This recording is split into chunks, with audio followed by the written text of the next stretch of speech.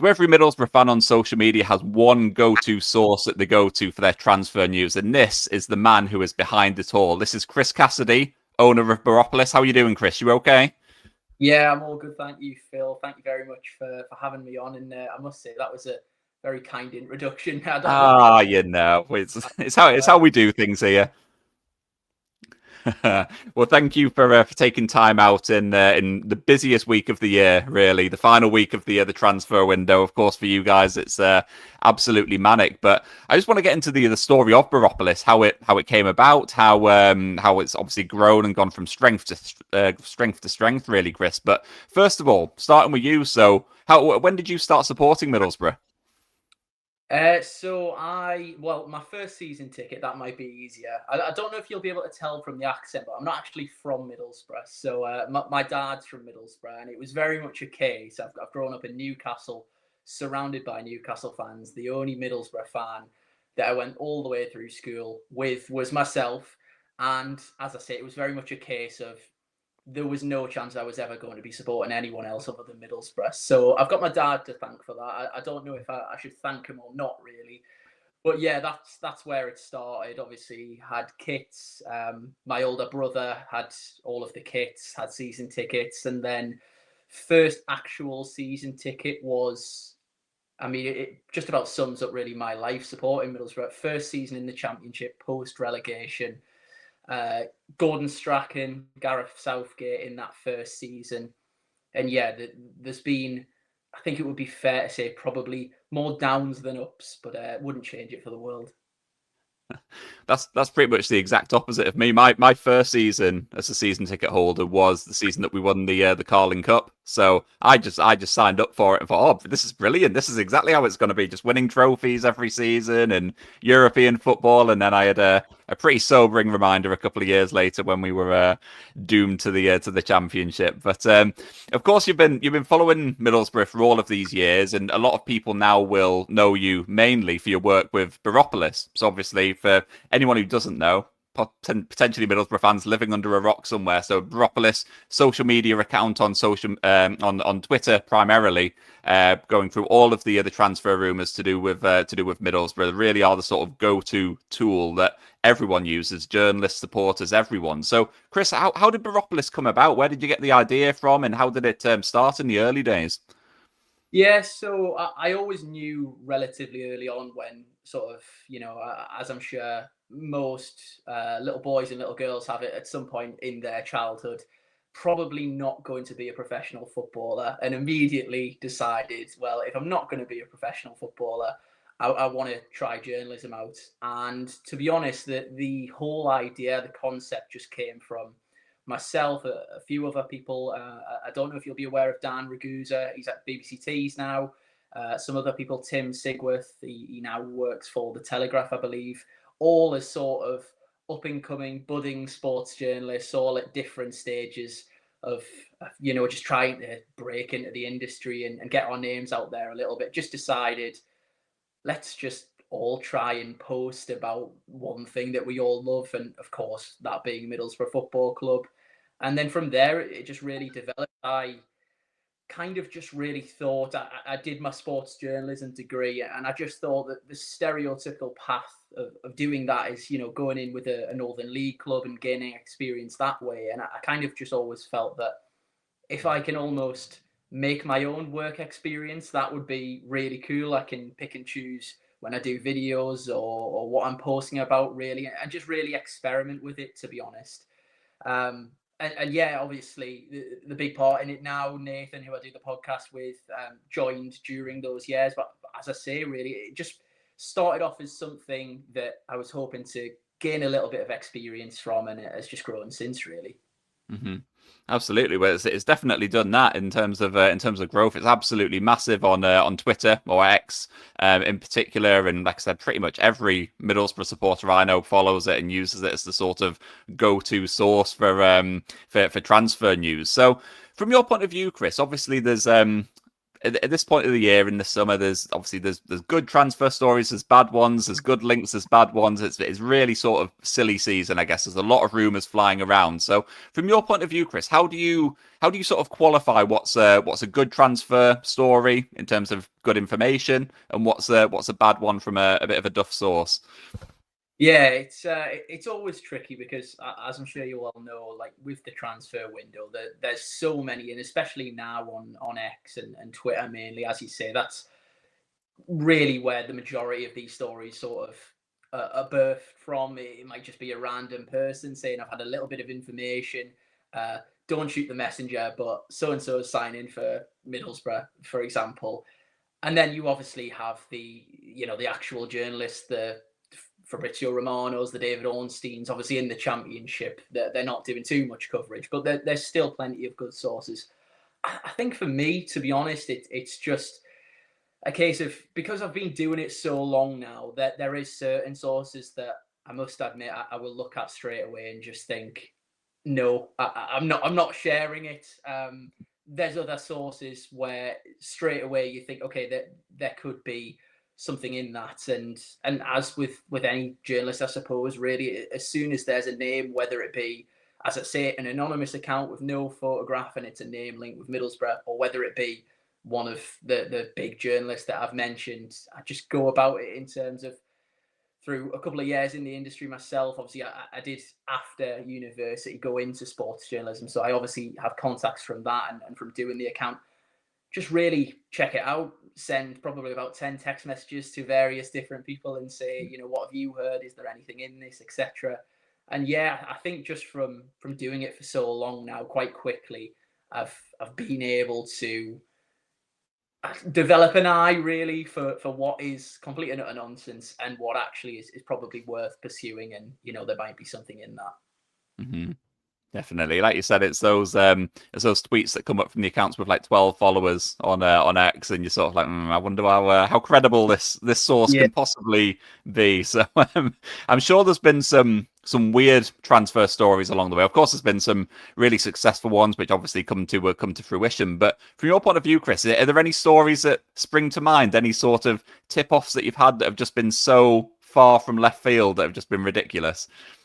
Yeah, there's a couple. There's one that springs to mind, and I don't know if people will remember from following Baropolis, like as a much smaller account. But during, I think it was my final year at university, I don't know if you can remember the Rodrigo Muniz saga. It Hmm. just felt like it went on, and all of the reports were coming out at ridiculous time zones, or ridiculous times because of the time zones Hmm. involved. He was playing in the Brazilian league. I think it was the same summer that we were trying to sign Martin Piero. And I'll happily admit that it started off as me just being a student with a really bad sleeping pattern, and just probably being one of the only people up at God knows what time when these links were coming out.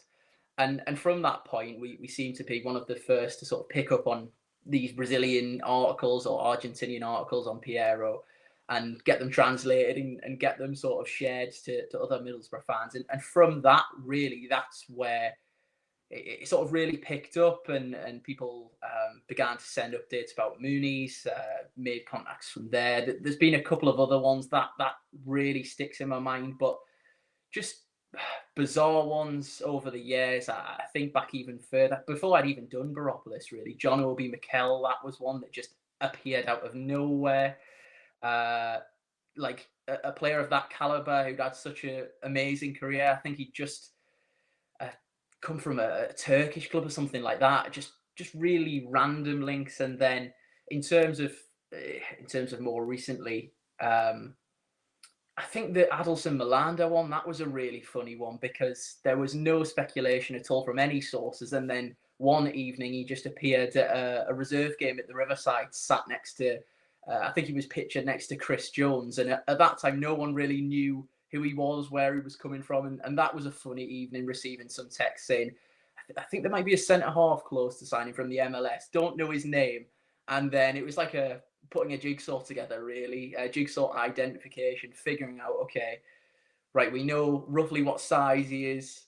He's at the Riverside, so I guess that must be something that's close. And then just going on Wikipedia, transfer market, all of that. There's been some really weird and wonderful ones over the years. So obviously this summer, there's been a lot of transfer exclusives coming from Baropolis. So is there any that you're particularly proud of, Chris? I think the Kyle Joseph deal this summer was an interesting one. It was one that quite early on this summer, myself and Nathan were aware of, and I think just with the drama of that deal itself, to be honest, obviously there was issues in the deal to begin with. A fee was agreed, and then a couple of outlets had reported that was off really, and it was not going to happen. And sort of me and Nathan covered it in the podcast, but throughout the whole thing, we never really kind of got the message that it was definitely, 100% done and dusted. And we spoke about it on the pod and said, as far as our understanding is, it's very much not off yet. There still could be some life in this deal. And then, a couple of days later, everything was, strangely enough, like the Ashley Phillips deal, ironed out, worked out, whatever it was, the issues at hand were renegotiated. And then the details come out that was back on, and that was something that me and Nathan were able to get to really quickly and share that. The Miles Pert Harris one, again, it was, I think, just because of the type of club that he'd been at, the free agent tag that he had this summer, it was very much late on, kind of just got a message saying, there's a lad that's been released from Oxford. I think he may be at Rockcliffe, and from that sort of managed to get the nod on that and get that firmed up and report on that. So I think, to be honest, the Kyle Joseph one, because that was really the first signing of the summer. I think I might be wrong there. I believe it was, but the fact that a couple of other outlets had reported that was completely off. But as I say, nice to hold off on that, not categorically say it's done and dusted, and then when it was all restructured and ready to go, we were able to get there.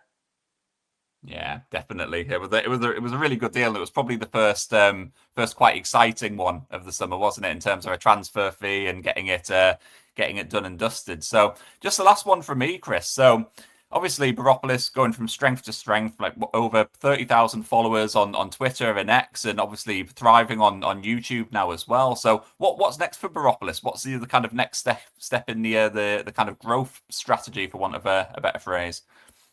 I think a lot of people obviously recognise Baropolis as a place to go to for transfer news, and obviously, as you say, myself and Nathan do the podcast, and that's definitely grown.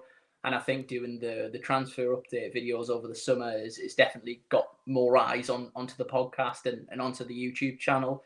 Obviously, nothing would probably ever change with the socials, Instagram as well, trying to be the first to report on transfer news, break stories, hopefully, and obviously share the ones of really reliable sources that, break transfer news first. But I think in terms of my goals, and I know Nathan's as well, we want to try and grow the podcast. It's because it's Baropolis and not sort of Chris or Nathan, that are reporting these things.